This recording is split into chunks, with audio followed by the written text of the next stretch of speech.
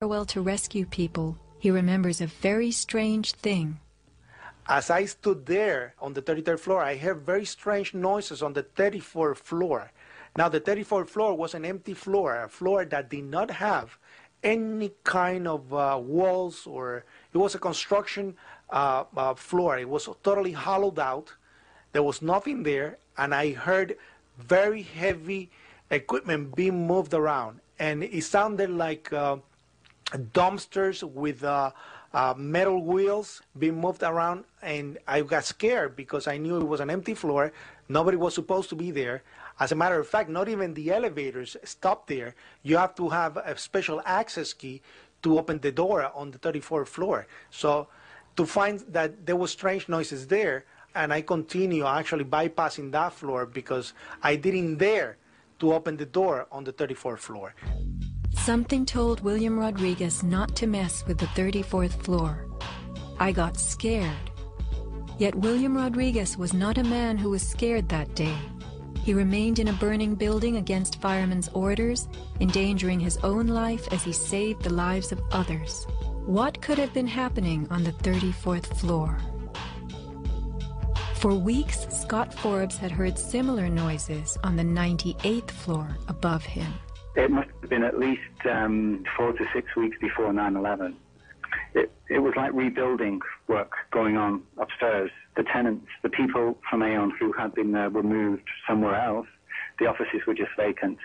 And there was a lot of heavy machinery building work going on. It was almost like pneumatic drills and lots of hammering, so much so that the floors were shaking. That's how noticeable it was. It was almost as if something heavy was being moved and then it was being taken off wheels, and it was like boom. Our floor underneath literally shook. You could feel the weight above you. That was how large it was. On one occasion, I opened a door to see what was going on, being nosy. When I opened the door, the whole office space was empty. There was nothing there at all. It was quite bizarre because it was just empty. Completely empty, barren, nothing, zero. Not even cables hanging from the ceiling, but there'd been these heavy noises and vibrations up above. It was really strange. And the noticeable dust in the building the week before.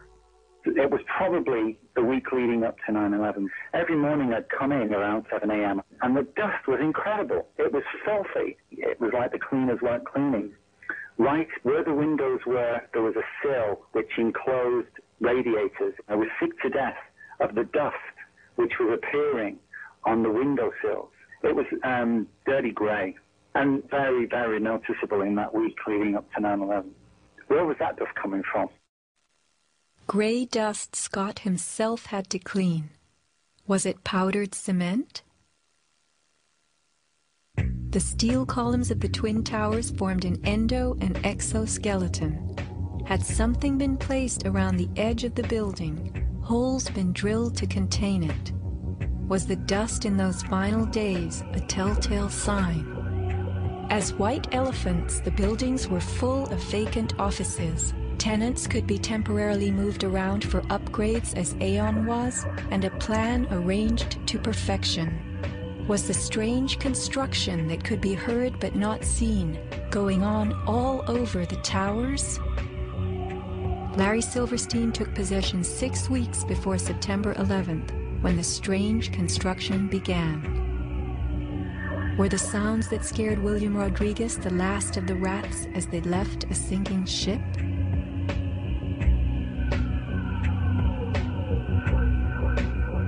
By taking a day off, Scott Forbes saved his life. This woman was not so fortunate. She is 9/11's Iphigenia, calling soundlessly to people who could not help her. Christopher Hanley, trapped with 100 people on the 106th floor of Tower 1. Fire Department 408, where's the fire? Yeah, hi. I'm on the 106th floor of the World Trade Center. We just had an explosion up here. What building are you in, sir? 1 or 2? 1 World Trade. All right. Yeah, there's smoke, and we had about 100 people up here. Sit tight. Do not leave, okay? There's a fire or an explosion or something in the building. All right, I want you to stay where you are. Yes. Kevin Cosgrove, trapped on the 105th floor of the South Tower. There's smoke right there, 105, 2 power. It's really there, it's black, it's iron. My wife thinks I'm all right. I called her and said I was leaving the building, I was fine, and bang. It's the 3 of us, 2 broken windows. Oh, God!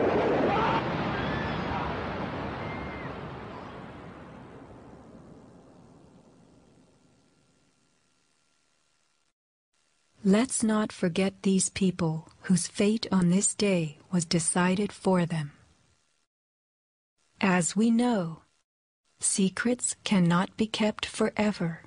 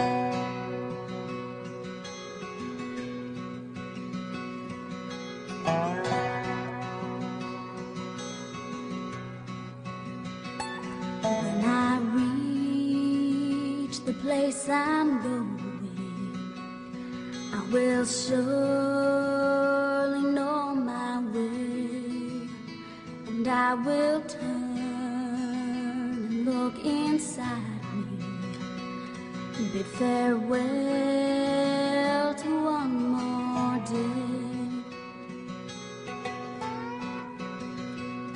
Every light begins with darkness.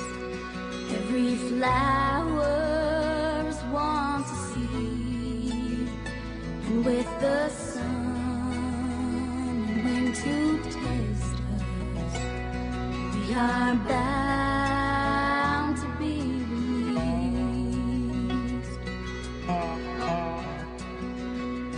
I will fly beyond this valley. I will open up the gate, and when I reach the place I'm going, I will surely